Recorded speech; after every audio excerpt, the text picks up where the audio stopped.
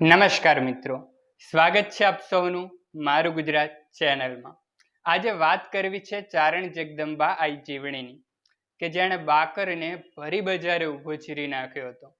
અને એટલે જ કવિએ કહ્યું છે કે સરદારમાં આઈ જીવણી પર જાર મન શું બોહતો, થઈ સિંહણ બાકર શેખને સરદારમાં ચીર્યો હતો। ઊંધો પછાડીને પીર સ્થાપ્યો એકડ પર ચાયા પિયા, અણમોલ હામતણા માડી દિવસ ક્યાં જાતા રહ્યા, અણમોલ હાયમતણાએ દિવસ ક્યાં જાતા રહ્યા। તો વાત છે આજથી લગભગ 290 થી 300 વર્ષ પહેલાની। આઈ જીવણીના પિતા ધાનોભાઈ અને માતા બાયાબાઈ। માતાજીનું મૂળ વતન કચ્છ, જ્યાં વારંવાર દુકાળ પડતો હોવાથી તેઓ પોતાના ઢોર ઢાંખરને હાંકીને અન્ય ચારણો સાથે સૌરાષ્ટ્રમાં વસવાટ કરવા આવેલા। અને સ્વાભાવિક છે કે જ્યાં ખડ પાણી સારા હોય ત્યાં ચારણો માલધારીઓ પોતાનો નેસ બાંધીને રહે। સંવત 1788 આજુબાજુના સમયમાં માતાજી અને બીજા ચારણો સરદારની સીમમાં ખડ પાણીની સારી વ્યવસ્થા જોઈને નેસ બાંધીને રહેવા લાગ્યા। આઈ જીવણીએ એ વખતે લગભગ 17 વર્ષના હશે। આઈ જીવણી શરીરે ખડતલ અને દ્રઢ મનોબળવાળા તથા ખૂબ જ સ્વરૂપવાન હતા।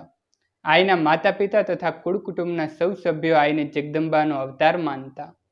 નાની ઉંમરથી જ એમને સૌ કોઈ આઈ કહીને બોલાવતા। આઈ જીવણી અનેકવાર પોતાના પિતાની સાથે ઘી વેચવા તેમજ માલઢોર માટે કપાસિયા અને દાણ ખરીદવા સરદાર બાજુ જતા। એમનું દિવ્ય સ્વરૂપ જોઈ સૌ લોકો વિનયપૂર્વક હાથ જોડી એમને નમન કરતા। આઈ જીવણી જગદંબા સ્વરૂપ છે એવી કીર્તિ ધીમે ધીમે આજુબાજુના નેસ અને ગામોમાં પ્રસરાવા લાગી। આસપાસના ગામોમાંથી લોકો એમના દર્શન માટે ધાનાનૈયાના નેસે આવવા માંડ્યા। સંવત 1789નો સમય હતો જ્યારે આઈ જીવણીની ઉંમર લગભગ 18 વર્ષની હશે। એ વખતે રાજકોટમાં મુસલમાનનું શાસક હતું અને એના તરફથી સરદારના વહીવટદાર તરીકે બાકર ખાન નામનો એક શેખ વહીવટ ચલાવતો। જુવાન વયનો આ બાકર ખાન ઘણો લંપટ અને હીન પ્રકૃતિનો હતો। પ્રજાની અનેક કુલવધુઓ બહેન દીકરીઓની લાજ મર્યાદા એણે લોપેલી। અનેક બાઈઓ બહેનો બાકર ખાનના કારણે આપઘાત કરી ચૂકેલી। બાકર ખાનના જુલમથી પ્રજા ત્રાહિમામ પોકારી ગયેલી। આ દરમિયાન કેટલાક ત્રાસિતોની ફરિયાદો આઈ જીવણી પાસે પણ આવેલી। એ જુલ્મોની વાત સાંભળીને આઈનો આત્મા કકડી ઉઠ્યો। એમણે ફરિયાદીઓને આશ્વાસન આપ્યું કે એ પાપીના પાપનો ઘડો હવે ભરાઈ ગયો છે। જગદંબા થોડા સમયમાં જ તમારા દુઃખનું નિરાકરણ લાવશે। થોડો સમય વીત્યા પછી એક દિવસ આઈ એમના પિતાની સાથે ખરીદી કરવા સરદાર ગયેલા। ત્યાં વેપારી સાથે હિસાબ કિતાબ ચાલતો હતો ત્યારે શેખ બાકર ખાનનો એક હજુરિયો આઈને જોઈ ગયો। એની ખરાબ નજર તથા શંકાસ્પદ હિલચાલને વેપારીએ જોઈ લીધી અને વેપારીના પેટમાં ફાડ પડી। એ વેપારીને આઈ તરફ ખૂબ જ પૂજ્યભાવ હતો। સર્વે ચારણોને એ માનની દ્રષ્ટિએથી જોતો, એટલે તેણે ધનાનૈયા ગઢવીને બાજુમાં બોલાવી ને આખી વાત સમજાવી અને ચેતવણી આપી કે હવેથી ક્યારેય પણ તે આઈ જીવણીને સરદારમાં સાથે ન લાવે। વેપારીની વાત સાંભળીને તરત જ ધાના ગઢવી બીજા કામ પડતા મૂકી ઉતાવળ કરી આઈ સાથે પોતાના નેસ પાછે જવા નીકળ્યા। આઈ જીવણીએ પિતાને પૂછ્યું કે બાપા, એ વેપારીએ તમને ખાનગીમાં એવું તો શું કીધું કે આપણે બધા કામ પડતા મૂકી અને પાછા નેસમાં આવી ગયા? પિતાએ જવાબ આપ્યો કે બેટા, એ વાતમાં તમારે જાણવા જેવું કાંઈ છે નહીં। એટલે આઈ બોલ્યા કે બાપુ, તમે ન કહો ને તો પણ હું બધું સમજી ગઈ છું। એ તમને બાકર ખાનથી ચેતતા રહેવાનું કહેતા હતા, પણ સાંભળી લ્યો બાપુ, તમારે ચિંતા કરવાની જરૂર નથી। બાકર ખાનના દિવસ હવે પૂરા થઈ ગયા। મા જગદંબાએ એનો ફેસલો પાડવાનું નક્કી કર્યું છે અને મા જગદંબાએ આ કામ મને સોંપ્યું છે। એ સાંભળીને ધાનાનૈયા બોલ્યા કે બેટા, તારી વાત સાચી છે, પણ સત્તા આગળ આપણે ચારણો શું કરી લેવાના? આપણે તો ઉચાળા ભરીને જેમ બને એમ અહીંથી જલ્દી જતા રહેવું છે, કારણ કે આ તો આબરૂનો સવાલ અને જાનનું જોખમ છે। આવું જોખમ આપણે ચારણોને ના ખેડવાનું હોય બેટા। ધાના નૈયાની આવી વાત સાંભળી આઈની આંખોમાંથી તેજ છૂટ્યા અને ધીમા ગંભીર સ્વરથી ગાજતી આત્માના ઊંડાણથી એમની વાણી નીકળી કે બાપુ, ધર્મ પર ધાડ આવતી હોય, ભાઈઓ બહેનોના શેડ લૂંટાતા હોય, ત્યારે ભયથી ઉચાળા ભરીએ તો પછી ચારણ ધર્મ ક્યાં રહેશે? ચારણ આઈને વળી ડર કેવો અને જોખમ કેવું? જો આપણે ચારણ થઈને જોખમ ન ઉઠાવીએ તો પછી 9 લાખ લોબડિયાળીઓના વારસ આપણને કોણ કહેશે? બાપુ, આ અધર્મીને ઉખેડી નાખવાની મા જગદંબાએ મને આજ્ઞા કરી છે અને માતાજીની એ આજ્ઞાનું પાલન કરવા માટે મારા જીવનું બલિદાન આપવાની મેં પણ પ્રતિજ્ઞા કરી છે. અને એ પ્રતિજ્ઞા હવે તો જોજો ને આવતીકાલે જ પૂરી કરીશ. ધાના નૈયા આઈનું એ દિવ્ય રૂપ જોઈ ચારણત્વના ગૌરવથી ભરપૂર એમની અભયવાણી સાંભળીને સ્તબ્ધ થઈ ગયા. માતા તથા સૌ કુટુંબીજનો પણ પ્રભાવિત થઈ દિગ્મૂઢ થઈ ગયા. માતા પિતાને પોતાના દીકરી આઈ જીવણીમાં જગ આખાને વીંટી વળેલ મહાવિરાટ શક્તિ જગદંબાના દર્શન થયા. સૌ કોઈ આઈના પગમાં પડી ગયા અને ધાના નૈયાએ પાઘડી ઉતારી આઈ જીવણીના ચરણમાં મૂકી 2 હાથ જોડીને બોલ્યા કે હે મા જગદંબા, અમે આજ સુધી તમને ઓળખ્યા નહોતા. એ તો અમારું અજ્ઞાન હતું. હવે જે આપની ઈચ્છા તે મારી, અમારી, બધાની ઈચ્છા. આ વાતચીત બાદ આઈ પદ્માસન વાળી ધ્યાનમાં બેસી ગયા. ધાના નૈયાના નેસમાં જ્યારે આઈ જીવણી પોતાના પિતા સાથે આવી વાતમાં મશગુલ હતા એ વખતે આ બાજુ સરદારમાં આઈ અંગે પૂરી જાણકારી મેળવીને બાકર ખાનનો હજુરિયો એની મેળીએ પહોંચ્યો અને બાકર ખાનને કહેવા લાગ્યો કે હજૂર, आज मैंने जन्नत की हुर से भी ज़्यादा खूबसूरत एक औरत देखी है जिसकी पूरी तारीफ जबान से तो हो ही नहीं सकती. बाकर खाने એને વચ્ચેથી જ ટોક્યો અને કહ્યું, बहुत अच्छा, बहुत खूब, मगर वो है कौन, वो तो बता. हजूरियाए जवाब वाड़ो, हजूर, हमारे यहाँ सरदार की हद में चारण लोगों का एक नेस है. वहाँ की एक जवान कुंवारी हर रोज यहाँ सरदार में खरीदी करने के लिए आती जाती रहती हैं. बाकर खान ने कहा कि ऐसा तो कल तुम 10-12 आदमी तैयार हो जाओ और जब वह औरत आए तब उसे यहाँ मेरे पास लेकर आना. कहना कि शेख साहब को घी की ज़रूरत पड़ी है, इसलिए रूबरू बात करने के लिए तुम्हें बुला रहे हैं.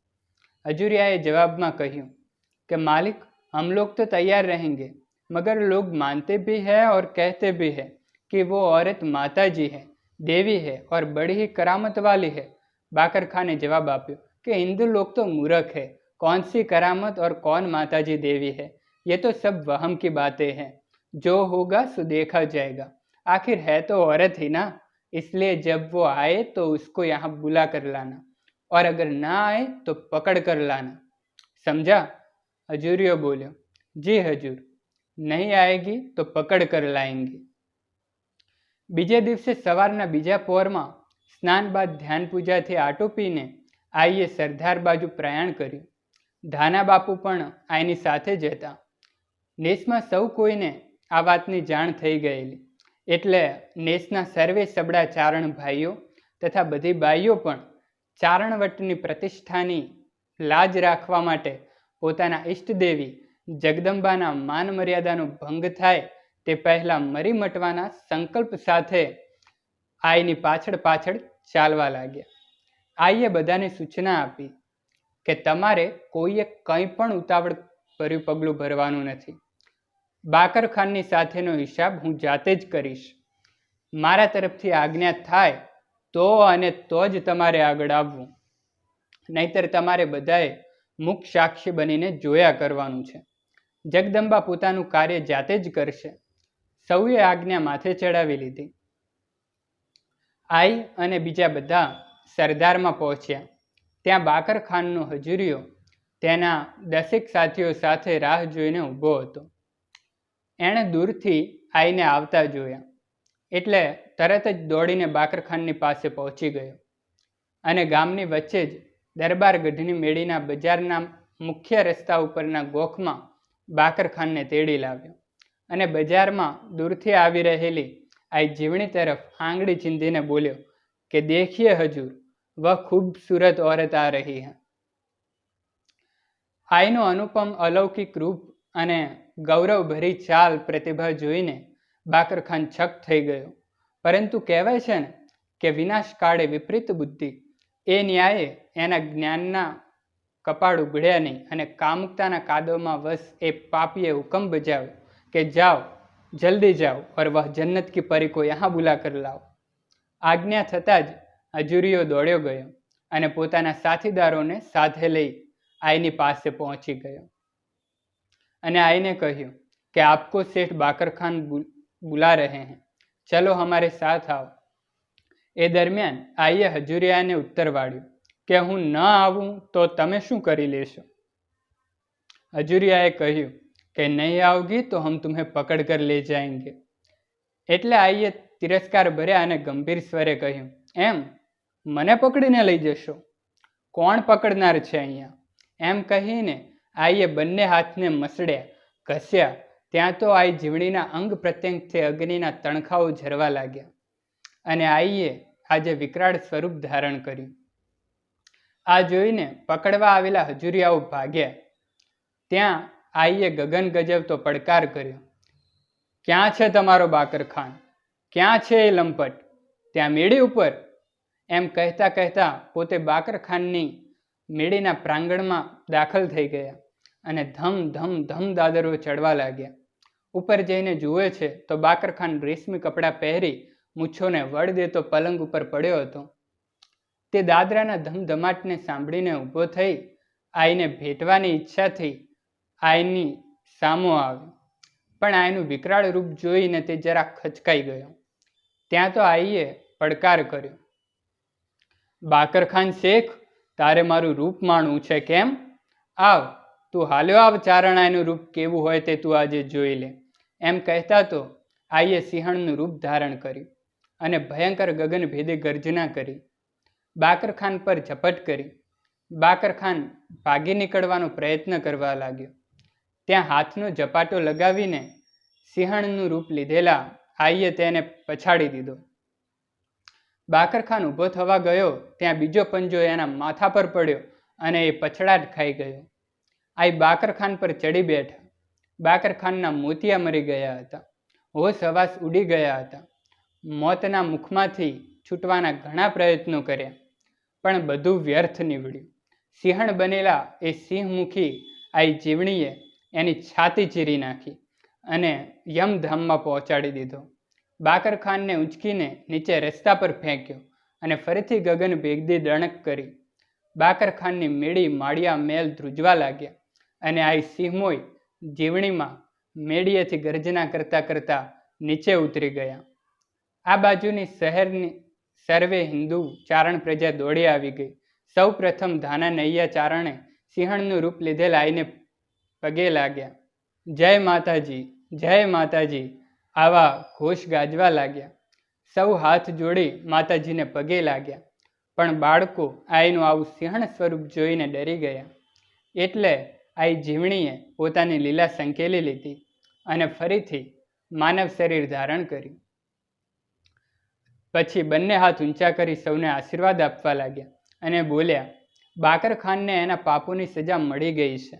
મારું જીવન કર્તવ્ય તમને બાકરખાનના ત્રાસમાંથી મુક્ત કરવાનું હતું, જે અહીં પૂરું થાય છે. માતાજી જગદંબા મને પોતાની પાસે બોલાવે છે, એટલે હું તમારી સૌની, સૌ ચારણોની અને સરદારની પ્રજાની, મારા કુટુંબીજનોની અને મારા માતા પિતાની સદા માટે વિદાય લઈશ. મારે સતી થવું છે. હું આ શરીર છોડી આખા વિશ્વમાં અને તમારા હૃદયમાં વ્યાપી જઈશ. આ નાનું ખોડિયું છોડીને બ્રહ્માંડને આવકારતા જગતજનનીના સ્વરૂપ સાથે મળી જઈશ. એટલે મારું શરીર નહીં હોય, પરંતુ હું તમારી સાથે હર હંમેશ રહીશ. માટે કોઈએ દુઃખ લગાડવાનું કે આંસુ પાડવાનું નથી. હવે તરત જ મારી ચિતા તૈયાર કરાવો. દરમિયાન સરદારની દક્ષિણ બાજુએ હાલે જ્યાં આઈ જીવણીનું સ્થાનક છે, ત્યાં ચંદન, સમી, પીપળ, વડ વગેરે પવિત્ર વૃક્ષોના લાકડાની ચિતા તૈયાર કરાઈ. નારિયેળથી ચિતાને સજાવવામાં આવી અને તેના પર ઘી રેડવામાં આવ્યું. આઈ જીવણીએ સોળે શણગાર સજ્યા, હાથમાં ત્રિશૂળ લીધું. શરણાઈઓના સૂર રેલાણા, ત્રાંબાણું ઢોલ ગાજવા લાગ્યા. કુમારિકાઓ મંગળ ગીતો ગાવા લાગી. ચારણબાઈઓ ચરજો ગાવા લાગી કે માડી તારી લીલી રે એ વાડીને લીલો તારો ને હડો, માડી લીલો રાખજે એ ચારણ કુળનો નેહ રે એ સરદારની સિંહ મોય તે તો બાકર રે એ માર્યો રે ભરિયા બજારમાં, એવા પહેલા રે એ પ્રણામ પૃથ્વી માતને, એ પછી લીધા રે એ રવેચી રવરાય નામ રે એ સરદારની સિંહ મોય બાકર રે એ માર્યો રે ભરીએ બજારમાં. આમ ચારણો છંદો અને ચાડવ ચરજો બોલવા લાગ્યા. ધૂપોના ધમરોડથી આકાશ છવાઈ ગયું. અબીલ ગુલાલની એલી મચી ગઈ અને આ જીવણી માં સિંહોય મોટા સમારોહ સાથે ચિતાના સ્થાને આવ્યા. ચિતાની પૂજા પ્રદક્ષિણા કરી, ગંગાજળનો છંટકાવ કર્યો, પોતે સૂર્યનારાયણને, જળને, પૃથ્વીને, વિશ્વ સ્વરૂપ આકાશને, અગ્નિને અને વાયુને હાથ જોડીને નમસ્કાર કર્યા. જનમેદની તરફ પ્રથમ હાથ જોડ્યા અને પછી હાથ ઊંચા કરી બધાને આશીર્વાદ પણ આપ્યા અને જય જગદંબા જય જગદંબાની ધૂન ગાજી ઉઠી. આઈએ ચિતા પર આરોહણ કરી પદ્માસન વાળી બિરાજમાન થયા અને જગદંબાનું સ્મરણ કરી આહ્વાન કર્યું. હાથ મસળ્યા અને તેમાંથી અગ્નિ શિખાઓ પ્રગટી. જય જગદંબાના નાદની મંગળ ધૂનના સથવારે જગદંબા આઈ શ્રી જીવણીના શરીરને અગંજવાળાઓએ લપેટી લીધું. આમ સિંહણના સ્વરૂપનું દર્શન આપ્યું.